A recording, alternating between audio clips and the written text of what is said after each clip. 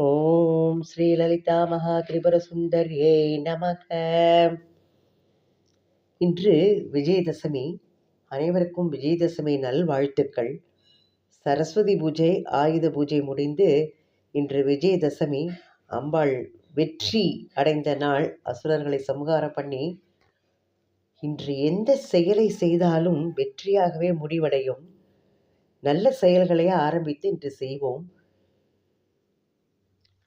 இன்றைக்கு 281வது நாமா, 280வது நாமா பத்மநாப சகோதரி வரைக்கும் பார்த்துருக்கோம். 65 ஸ்லோகங்கள். இன்று 66வது ஸ்லோகம். உன்மேஷ நிமிஷோத்பன்ன விபன்ன புவனாவலிஹி. கண்களை திறப்பதாலும் மூடுவதாலும் பிரபஞ்சத்திற்கு உற்பத்தியையும் ஒடுக்கத்தையும் உண்டு பண்ணுபவள், பிரளயத்தையும். நாம் சொல்லலாம், அம்பாள் மீனாட்சி மீன் மாதிரி கண்ணை எமைக்காமல் இருக்கக்கூடியவள். அப்போ ஏன் இந்த நாமா இப்படி சொல்லப்பட்டிருக்கு? கண்களை இமைகளை திறப்பு மூடுவதாலும் திறப்பதாலும் அப்படின்னு ஏன் சொல்லப்பட்டிருக்கு? இந்த பிரபஞ்சம்ங்கிறது தோன்றி அழியக்கூடியது, பிரளய காலம் ஏற்படக்கூடியது. அப்போது அதை உலகம் அது இயற்கை. இந்த இயற்கையை அம்பாளோட இந்த செயல் கண் இமைப்பு இயற்கையோட செயலாக இந்த இடத்துல சொல்லப்பட்டிருக்கிறது. சிறந்த கற்பனை ரசம், கவிதை ரசம் இரண்டும் சேர்ந்து சொல்லப்பட்டிருக்கிறது இந்த நாமாவில். அம்பாள் கண்ணை தன்னால் தோற்றுவிக்கப்பட்ட உயிர்களை கண் இமை மூடாம காத்து வராங்கிறதான் எப்போதுமே உண்டானது. இயற்கைக்கு தெரியப்படுத்துறதுக்காண்டி, இயற்கையோட ஒட்டி இருக்கணும், ஏந்து இருக்கணுங்கிறதுக்காண்டி அம்பாள் கண்ணை இமையை திறந்து மூடுறா. அப்படிங்கிறது பிரபஞ்சத்தோட தோற்றத்திற்கும் பிரளயத்திற்கும் சொல்லப்பட்டிருக்கிறது. அம்பாளோட சன்னிதானத்தில் தான் இந்த உலகம் தோன்றி அது அவளோட சன்னிதானத்தில் தான் ஒடுங்கிறது. பிரளய காலத்தில் யார் இருக்கா? அம்பாளும் ஈஸ்வரனும். அம்பாள் ஈசத்தாண்டவ சாட்சினி அப்படின்னு சொல்கிறா அந்த நாமாவால். அவள் சிவபெருமான் நடனம் ஆடுறார், இவள் அம்பாள் அதை பார்த்து கொண்டு இருக்கிறாள். அப்போ பிரளயம் வருது, திருப்பி ஜகத்தை தோற்றுவிக்கிறாள். இந்த செயலுக்கு அம்பாளோட கண் இமை மூடி திறக்கிறது இயற்கையோடைய செயலோடு சேர்த்து சொல்லப்பட்டிருக்கு. அடுத்த நாமா சகஸ்ர சீர்ஷவதனா அப்படின்னு சொல்றா. 282வது நாமா. 1000 தலைகள் முகங்களையும் உடையவள் அம்பாள். கண் இமையாம இருக்கும் அம்பாளை கண் இமைப்பவளாக சொல்லி இருக்கிறது எப்படி சொல்லப்பட்டிருக்குன்னா, இந்த 1000 தலைகளையும் முகங்களையும் உடையவள்ங்கும் போது அதுவும் வருது. அவள் ஒரு நிமிஷத்துலன்னா அப்போ 1000 தலைகள் கண்களை உடையவள்.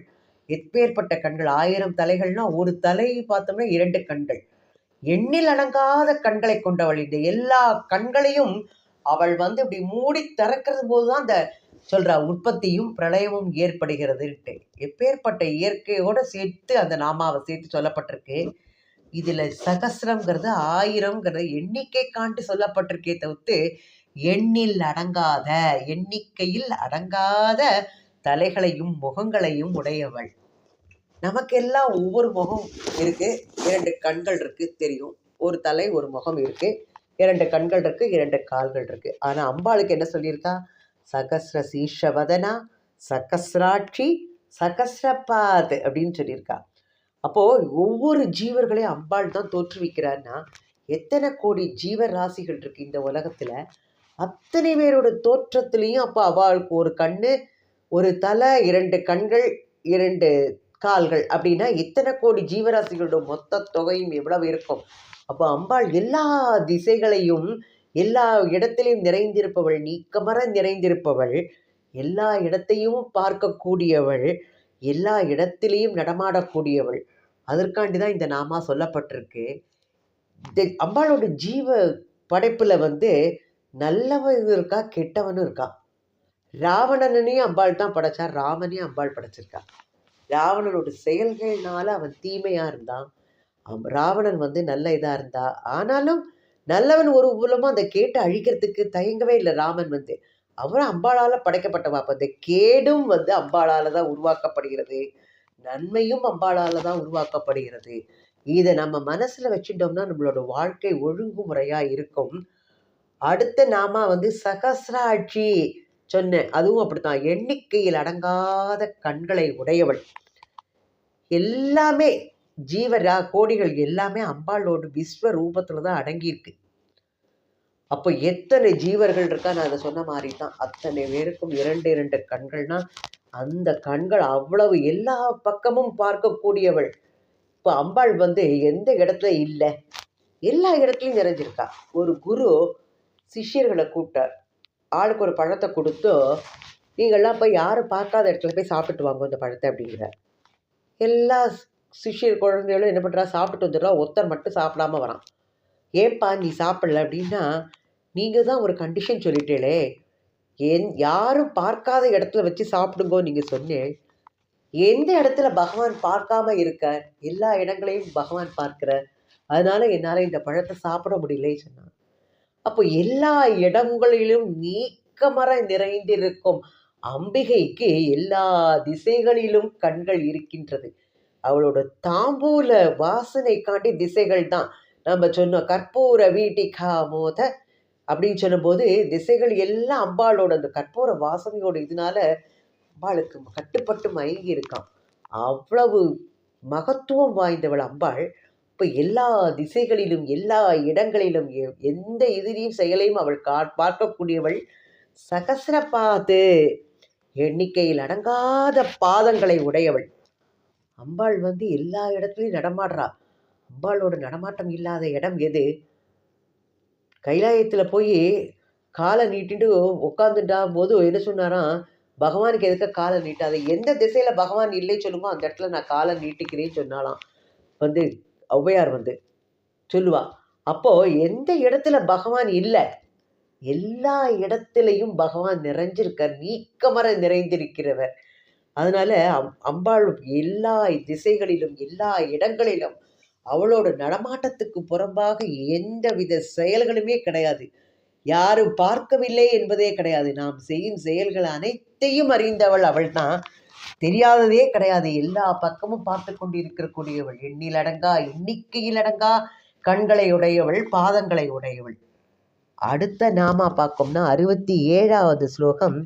ஆ பிரம்ம கீட ஜனனி வர்ணாசிரம விதாயினி நிஜாக்ஞா ரூப நிகமா புண்ணியா புண்ணிய பலப்பிரதா. ஆ பிரம்ம கீட்ட ஜனனி, சிருஷ்டிகர்த்தாவான பிரம்மன் முதல் புழு, இந்த பூச்சி, எல்லா ஜீவகோடிகள் அனைத்தையும் தோற்று வைப்பவள் அம்பாள். எண்ணிக்கையில் 84,000 கோடி பில்லியன் ஜீவராசிகள் இந்த உலகத்தில் இருக்குங்கிற அனைத்தையும் தோற்றுவிக்க கூடியவள். ஜீவராசிகள்னா நம்மளை இன்க்ளூடிங், நம்ம எல்லாரையுமே சேர்த்து தான் சொல்லலாம். அப்போ புழு கூட நுண்ணிய உயிர் வகைகள்லாம் இருக்கு. அது வந்து அணு அப்படின்னு சொல்றோம், அது ஒரு உயிர் தான், அணுன்னு சொல்றோம். அப்போ உயிர் தோற்றத்துக்கு இந்த அனுகூலமான சூழ்நிலையை வந்து ஏற்படுத்தி கொடுத்து அதில் உயிர் தோன்றுகிறது. அகில அண்டங்களையும் வியாபித்திருக்கக்கூடிய அம்பாள் அனைத்த கோடி ஜீவர்களாயும் இருப்பவள். அவள் தான் பிரம்மாவை அவள் தான் படைக்கிறாள். நம்மளோட சிருஷ்டிக்கெல்லாம் காரணம் யாரு சொல்கிறோம்? பிரம்மா. அந்த பிரம்மாவை படைக்கக்கூடியவளை யாரு? அம்பாள். அப்போ எல்லா விதமான ஜீவராசிகளையும் பிரம்மன் முதல் புழு வரை எல்லாவற்றிற்கும் தோற்றத்திற்கும் காரணவ ஜனனி, எல்லாவற்றிற்கும் உயிர் கொடுப்பவள் அவள்தான். பிரம்மன் முதற்கொண்டு புழு அல்லது அணு வரைக்கும் அனைத்தையும் தோற்றுவித்து கொண்டிருப்பவள் அன்னை பராசக்தி. வர்ணாசிரம விதாயினி. அடுத்த நாமம் வர்ணம் ஆசிரமம் இரண்டையும் வகுத்தவள் அவள்தான். 286வது நாமா. வர்ணம் ஆசிரமம்னா இந்த காலத்துல சொல்லுவா, ராஜா இதுலேயே ராஜா வந்து நாட்டை ஆண்டுட்டு வருவார். மந்திரி பதவி இருப்பா, சேனாதிபதிகள், படைத்தலைவர்கள், தளபதிகள் எல்லாரும் இருப்பா, மக்கள் இருப்பா, குடியானவன் இருப்பா, அடுத்தது கோவிலில் பூஜை செய்கிறவன் இருப்பா, வேதம் ஓதுறவாய் இருப்பா, சிற்பிகள் இருப்பா, கலைஞர்கள் இருப்பா, நாட்டியம் ஆடுறவாய் இருப்பா, பெண்மணிகள். எல்லா விதமான செயல்களுக்கு அவர்களுடைய செயலுக்கு ஏற்ற மாதிரி வர்ணம் ஆசிரமம்ங்கிறது உண்டாக்கப்பட்டிருக்கிறது. இது எதற்காகனா அவர்கள் அந்த தொழிலை செய்து வந்தால் வாழ்க்கை நடமாட்டம்ங்கிறது ஓட்டம்ங்கிறது இயல்பு நிலையில் நடைபெறும்.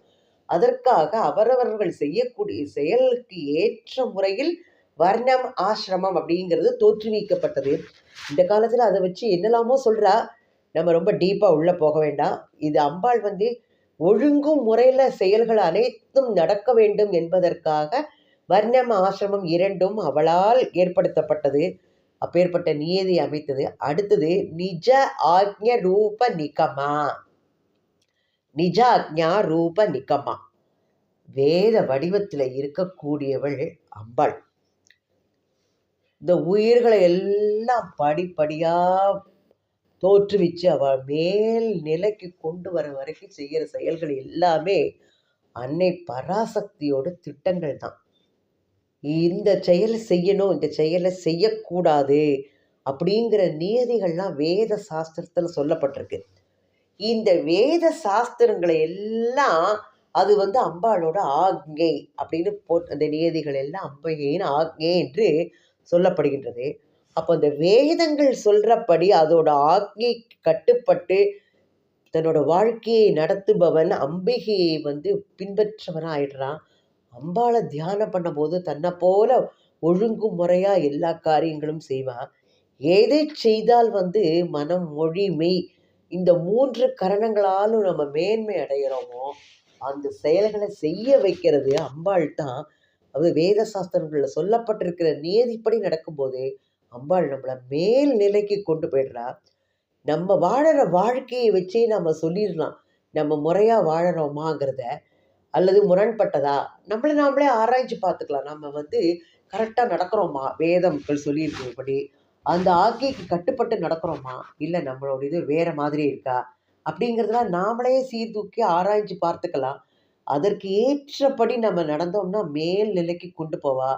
அதனால அவள் நிஜாக்ஞா ரூப நிகமா, அவள் தான் வேத வடிவத்தில் இருக்கா. வேத மாதா அம்பாள். அப்படி இருக்கக்கூடியவள், வேதத்தில் இருக்கக்கூடிய வேத வடிவத்தில் இருப்பவளும் அவள்தான். அடுத்த நாம புண்ணியா புண்ணிய பலப்பிரதா. புண்ணிய அப்புண்ணிய பலப்பிரதா. புண்ணியம் பாவம் இந்த இரண்டுக்கும் ஏற்றபடி பலனை கொடுப்பவள். நம்ம செய்கின்ற வினைக்கு ஏற்றவாறு உள்ள பயனை நம்ம அடைஞ்சுதான் ஆகணும். கெடுதல் செஞ்சோம்னா கெட்டதை நம்ம அனுபவிச்சுதான் ஆகணும். நல்லது செஞ்சால்னா நன்மையே நம்ம அடைய முடியும். எது புண்ணியம் எது பாவம் அப்படிங்கிறத நாம் தெரிஞ்சுட்டு பாகுபடுத்தி அதுக்கு ஏற்றபடி நம்ம நடந்து கொள்ளணும். ராவணன் அவரோட பின்பற்றவர்கள் எல்லாரும் என்ன பண்ணினா பாவ காரியங்கள். அப்போ அந்த பாவ காரியங்கள் செய்கிறது மூலமா அவர்கள்லாம் அழிந்தே போயினர். பீஷ்மர், துரோணர், கர்ணன்லாம் இருந்தா. அவள்லாம் துரியோதனன் பக்கம் நின்னான். துரியோதனன் கெட்டவன். ஆனாலும் அவன் பக்கத்துல துணை நின்றார்களே தவிர்த்து இவர்கள் நீ இந்த செய்ய அதை செய்ய அந்த கெட்டதை செய்யின்னு ஒன்றும் தூண்டி விடலை. ஆனா அவன் செய்யற செயல்கள் தப்புன்னு தெரிஞ்சு சொல்றா. ஆனாலும் அவன் பக்கமே நிற்கிறாவா இப்பேற்பட்ட செயல்களை செய்ய வைக்கிறது யாரு? அம்பாள் தான். அப்ப அவள் என்ன பண்றான்னா கேடு செய்யலவா. துரியோதனன் பக்கம் நின்னாலே தவிர்த்து கேடுங்கிறத யாருக்குமே பண்ணல.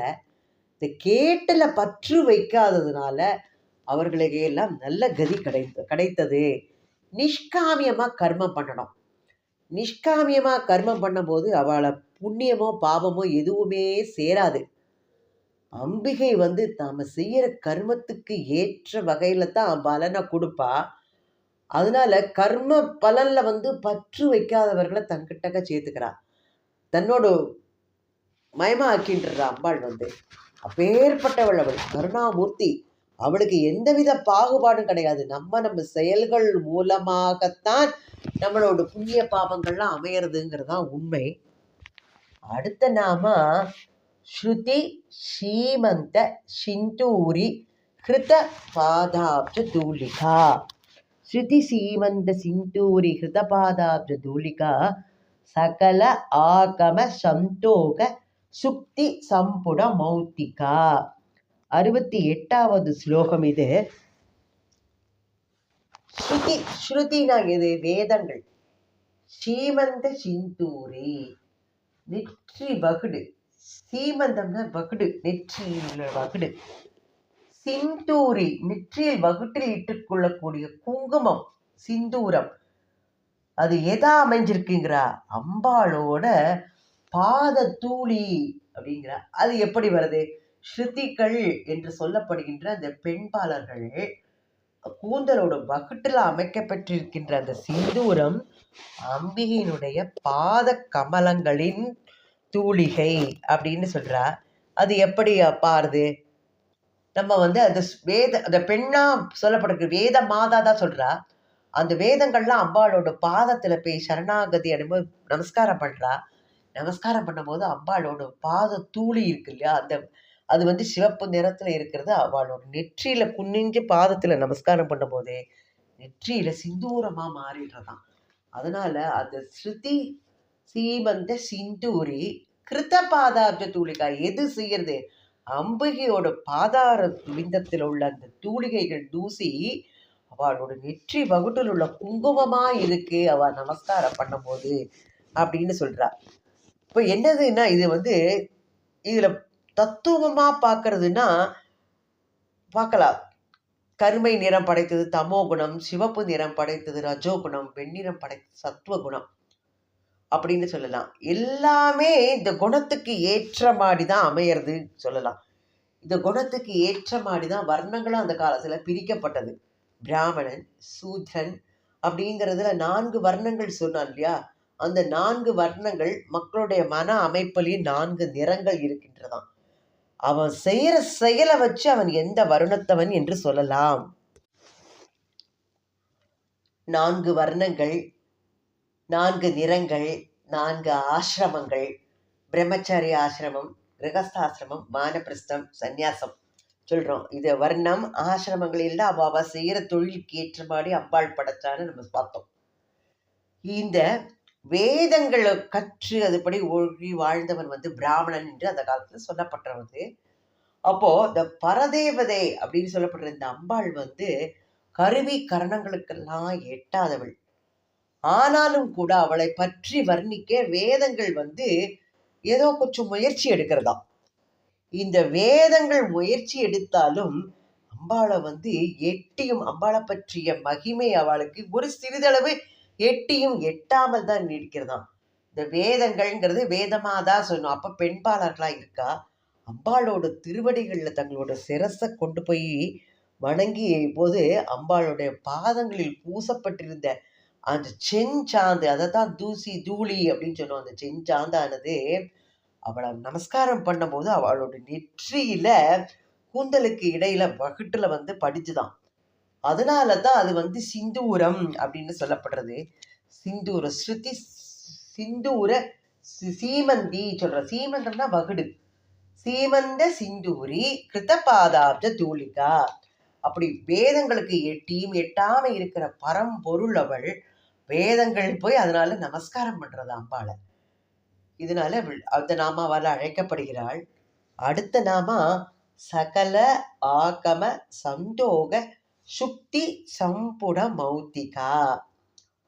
சகல ஆகம எல்லா வேதங்கள், சகலாகமம், சந்தோக சுக்தி, சுக்தி முத்து. அப்போ அந்த வேதங்களுடைய கூட்டு எல்லாமா சேர்ந்து சுக்தி சம்புட மௌத்திகா, ஒரு சம்புடம் மாதிரி. சம்புடம்னா என்ன சொல்லுவோம்? ஒரு பாத்திரம், அதுக்கு ஒரு மூடி போட்டு இருக்கிறது, அதான் சம்புடம்னு சொல்றோம். அப்போ இந்த முத்துச்சிப்பி, அதைத்தான் சம்புடம்னு சொல்றா. முத்துச்சிப்பிக்குள்ள இருக்கிற முத்தா இருக்கக்கூடியவள் யாரு? அதனால வேதங்களோட சுரூபமா இருக்கக்கூடியவள். முத்துச்சிப்பியில முத்து இல்லைன்னா அந்த முத்துக்கு மகிமை, அந்த முத்துச்சிப்பிக்கு மகிமை இல்லை. அந்த முத்துச்சிப்பிக்குள்ள அந்த கடல் தண்ணீர் துளி விழுந்து சுவாதி நட்சத்திரத்துல அது முத்து உருவாகும்னு சொல்வா. அந்த முத்து போன்று இருப்பவள் அம்பாள் அந்த முத்துச்சிப்பிக்குள்ள. அப்ப அந்த முத்துச்சிப்பிங்கிறது சம்புடம் அப்படின்னு சொல்லப்பட்டது. ஒரு கீழே ஒரு கிளிஞ்சல், மேலே ஒரு கிளிஞ்சல் போட்டு மூடப்பட்டிருக்கும், அதுக்கு நடுவுல முத்து இருக்கும். அப்போ இந்த வேதங்கள் எல்லாம் எப்படி இருக்கான்? முத்துச்சிப்பி அப்படிங்கிற சிமிழுக்குள் வைக்கப்பட்டுள்ள முத்து. அந்த முத்தை ஆபரணமாக கொண்டவள் அம்பாள். அந்த முத்தை ஆபரணமா வச்சுட்டு இருக்காளாம். சகல ஆகம சந்தோக சுக்தி சம்புட மௌத்திகா. அம்பிகை அணிந்திருந்த ஆபரணமா தான் தெரியறதாம். வேதங்கள் 3 குணங்கள் உள்ள இயற்கையை சார்ந்தது. அப்போ இயற்கைக்கு ஆதாரமா இருக்கக்கூடிய அந்த பரவஸ்துவை விளக்குவதற்காக வேதங்களுக்கெல்லாம் முடியாது. நம்ம என்ன சொல்லுவோம்னா, அம்பிகையோட ஆபரணத்தை விளக்குறது அப்படின்னு சொல்லியாச்சுன்னா, அது அம்பிகையை பத்தி சொல்ற மாதிரி ஆகுமா? ஏதோ ஒரு இதை பத்தி சொல்ற மாதிரி தான். அப்போ வேதங்கள்ங்கிறது என்னதுன்னா, ஜஸ்ட் நம்மளுக்கு ஒரு ஒரு தூண்டுதல். இது இப்படி பண்ணினா இப்படி நடக்கும்ங்கிறத சொல்றதை தவிர்த்து, அது அம்பாளை பத்தின முழு ஸ்வரூபத்தை அதால வர்ணிக்க இயலவில்லை. அதான் வேதங்களுக்கு எட்டியும் எட்டாமலும் இருக்கின்றாள் அப்படின்னு. இப்போ சரீரம் அப்படி சரீரி அது எப்படி சொல்லலாம்? வேதங்கள் வேதங்கள் என்ன பண்றது? அம்பாள் இப்படி இருக்காங்கிறத சுட்டி காட்டுறது. அப்ப அந்த சுட்டி காட்டுற பொருளை நம்ம தியானம் பண்ணும்போது அதை நன்கு புரிந்து கொண்டு அம்பாளை ஹிருதயத்துல வச்சு தியானம் பண்ணணும். வேதங்களோட பிரயோஜனம் இங்க என்னதுன்னு பார்த்தா, அது கொஞ்சம்தான். அது சுட்டி காட்ட முடியுமே தவிர்த்து அதால முழுவதுமாக விளக்க முடியாது.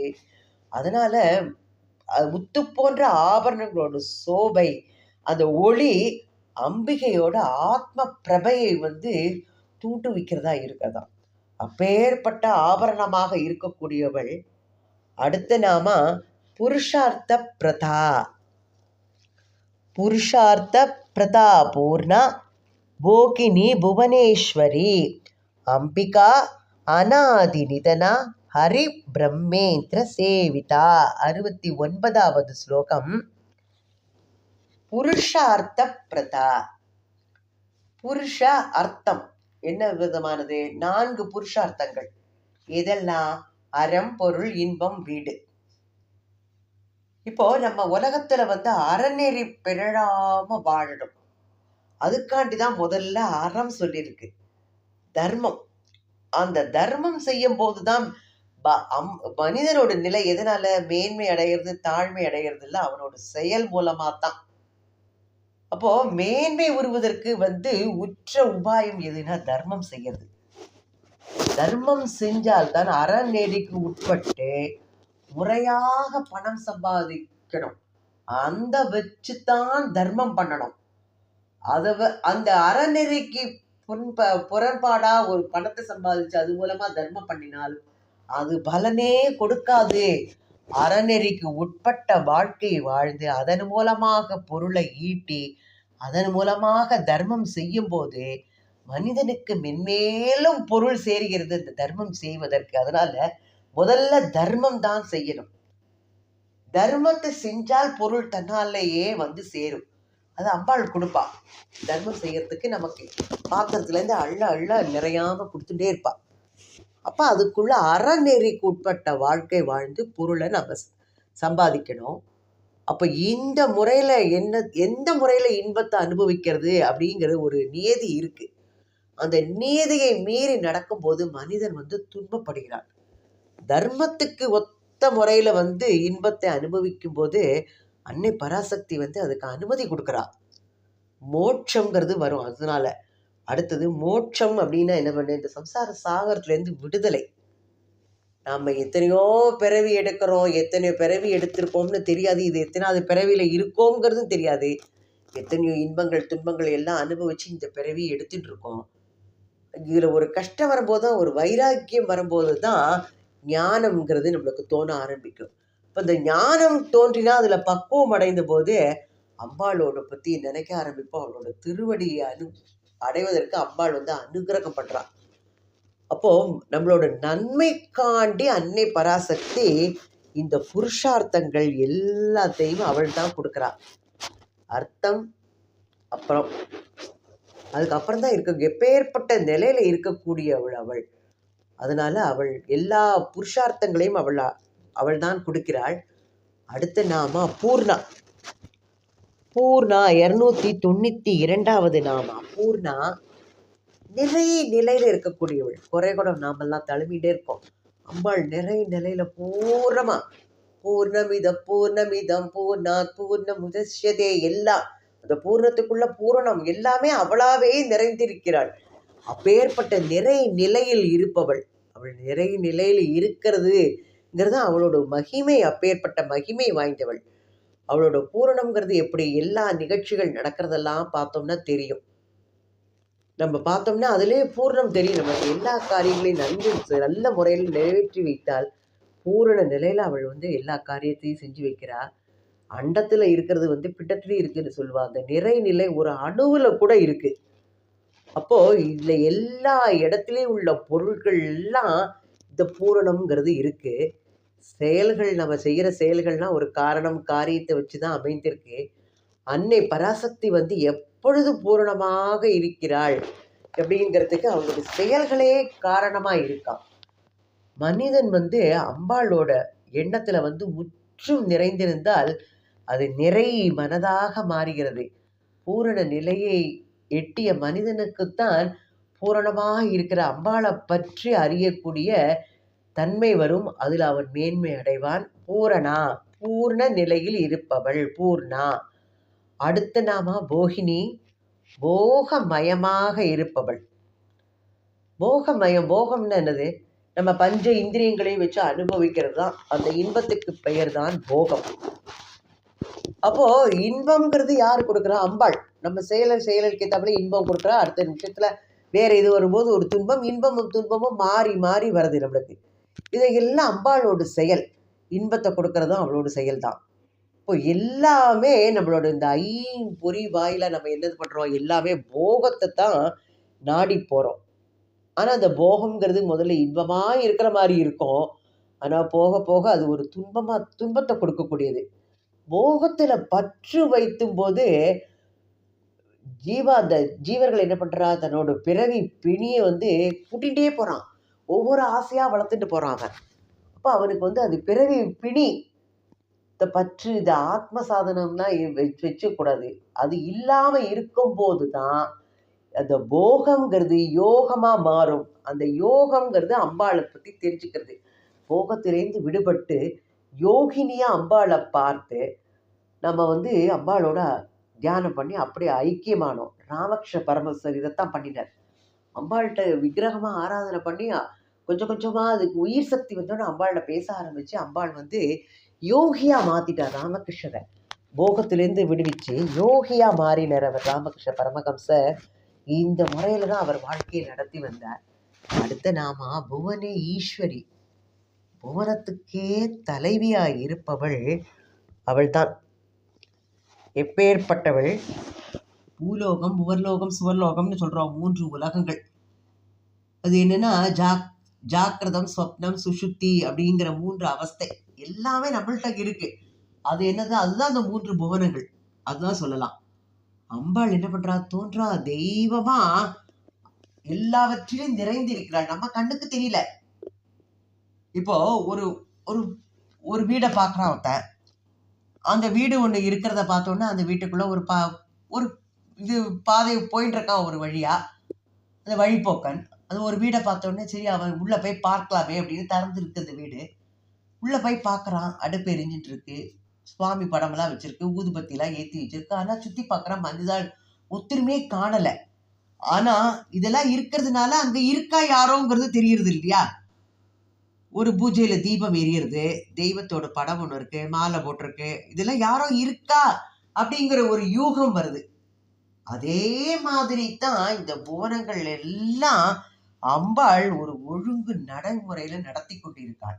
அவளோட நடத்தி கொண்டிருக்கிற இந்த புவனங்களோட செயல்பாடுகள்ல ஒரு ஒழுங்கு இருக்கு. வினைக்கேற்ற வினை பயன்தான் அவள் கொடுப்பாள். அதுலேருந்து அவள் பிசகுவதே இல்லை. அவள் அந்தர்யாமியா இருக்கா. உள்ளத்திலையும் நிறைஞ்சிருக்கா, உலகத்திலையும் நிறைஞ்சிருக்கா. நம்ம உள்முகமா பார்த்து பூஜை பண்ணினாலும் அவள் இருக்கா. நம்ம உள்ள அந்தர்யாமியா பூஜை பண்ணலாம். புறத்தோற்றத்திலையும் பார்த்து அவளை பூஜை பண்ணலாம். அவள் இந்த புவனம் எங்குமே நிறைந்து இருந்து கொண்டு ஸ்ரீ மகாராஜி ஸ்ரீம சிங்காசனேஸ்வரி. அப்பேற்பட்டவள் இந்த உலகம் முழுவதையும் ஒழுங்கு முறையில ஆட்சி செய்து வருகிறாள் அவள். அடுத்த நாம அம்பிகா. அம்பிகா அப்படின்னா தாயாராக இருக்கக்கூடியவள். எப்பேற்பட்டவள் அவள்? உயிர்களை எல்லாம் அவள் தான் படைக்கிறா. அனைத்திற்கும் ஜனனி அவள். ஜெகஜனனி சுகபாணி கல்யாணி அப்படின்பா. அப்பேற்பட்டவள் ஜெகஜனனி சுகபாணி கல்யாணி ஜெகஜனனி ஜெகஜனனி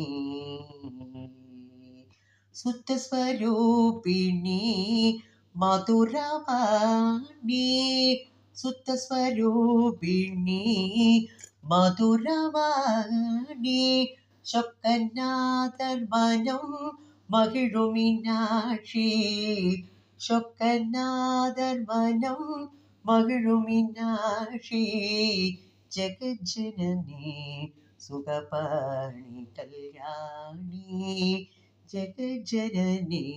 சுகத்தை கொடுக்கக்கூடியவள், ஜெகத்துக்கு ஜனனியாய் இருக்கக்கூடியவள், கல்யாணி மங்களங்களை அருளக்கூடியவள், பாண்டிய குமாரி. அவள் வந்துட்டு வேண்டும் வரம் தர இன்னும் மனமில்லையா, வேத வேதாந்த நாதஸ்வரூபிணி, வேத மாதான்னு சொல்றோம் இல்லையா, வேதங்களாக இலங்கக்கூடியவள்னு சொன்னோம் பார்த்தோம் நம்ம. அப்பேற்பட்டவள். அதனால வேத வேதாந்த நாதஸ்வரூபிணி ஜெகஜனனி புவன ஈஸ்வரி, எல்லாற்றையும் பற்கக்கூடியவள் அவள் தான்.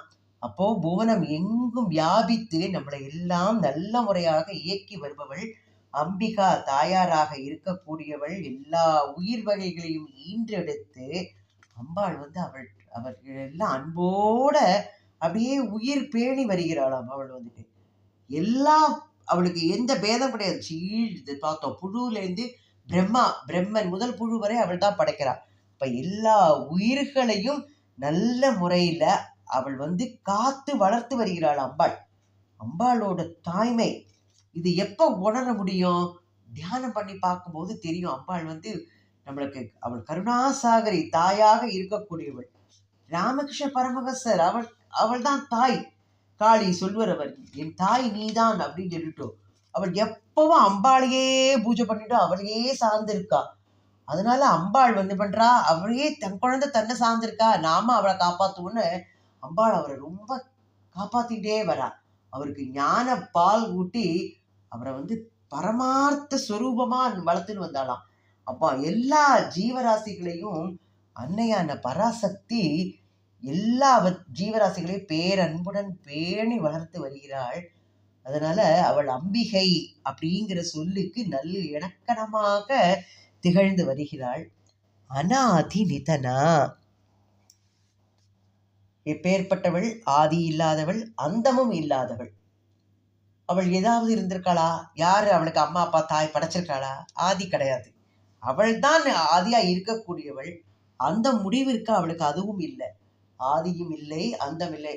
ஆதியும் அந்தமும் இல்லாருள் பெரும் ஜோதிகையாம் பட கேட்டையும் வாழ்த்தடங்கங்கிறா. பேர்பட்டவர் பழைய வடிவத்துல இருக்கா, புது வடிவம் எடுக்கிறா. சக்தி அசுரனமாய்க்கும் போது வேற வடிவம் எடுக்கிறா.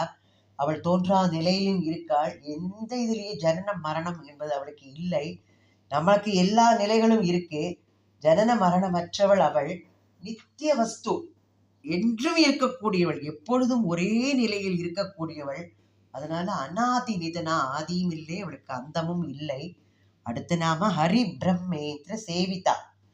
ஹரி பிரம்மன் இந்திரன் எல்லா தேவர்களாலும் வணங்க பெற்றவள், சேவிக்கப்படுபவள். அவர்களெல்லாம் அவளால படைக்கப்பட்டவள். எல்லாம் அம்பாள் தான் அவளுக்கு கொடுத்திருக்கா. இது சிவனுக்கும் அது பொருந்தும். வெவ்வேறு மூர்த்திகளா இருந்தாலும் அவரவருக்குள்ள மகிமை வாய்ந்த சக்தியை அம்பாளே கொடுக்கிறா. இவர்கள் அனைவரும் ஹரி பிரம்மன் இந்திரன் இவர்கள் வெவ்வேறு விதமான மூர்த்திகளாய் இருந்தாலும் இவ எல்லாருக்கும் அவரவருக்குள்ள மகிமை வாய்ந்த சக்திகளை அம்பாள் தான் கொடுக்குறா. அம்பாள்கிட்டேருந்தா சக்திகளை வந்து ஆதிசக்திகிட்டேருந்தா அவள் பெற்றுள்ளார்கள். அப்போது அந்த தெய்வங்களுக்கெல்லாம் அந்த அந்த சக்தியை கொடுக்கக்கூடியவள் யாரு? அம்பாள். அதனால அன்னை பராசக்தி எப்படி? ஹரி பிரம்ம இந்திர சேவிதா. ஹரி பிரம்மன் இந்திரன் முதலியவர்களால் சேவிக்கப்படுபவள். சிவனாக இருந்தாலும் அதுதான் சொல்கிறோம் இல்லையா, எல்லாருமே வந்து அம்பாளால் படைக்கப்பட்டவா. ஹரி பிரம்மா விஷ்ணு ருத்ரன் ஈஸ்வரன் சதாசிவன் எல்லாருமே அம்பாளால் படைக்கப்பட்டவா. எல்லாருக்கும் அவளுக்கு சக்தி பஞ்ச பிரேத ஆசனாசீனா சொன்னோம். 5 விரலுக்கும் சக்தி இல்லைனால் அவர்கள் பிரேதம் மாதிரி அப்படின்னு சொல்கிற மாதிரி ஹரி பிரம்மன் அவருக்கு சக்தியை கொடுக்கக்கூடியவங்கிறது இந்த நாமாலும் தெரியறது. அதனால அவளால் நல்ல விதமாக பூஜிக்கப்படுபவள். ஓம் ஸ்ரீமாத்ரே நமக. இதுவரை 69 ஸ்லோகங்கள் பார்க்கப்பட்டிருக்கின்றது. 297 நாமாக்கள் முடிவடைந்துள்ளது. அடுத்த நாமாவை அடுத்த இதில் பார்க்கலாம். ஓம் ஸ்ரீமாத்ரே நமக. ஓம் ஸ்ரீ ஆதிபராசக்தி மாதா கி ஜெய்.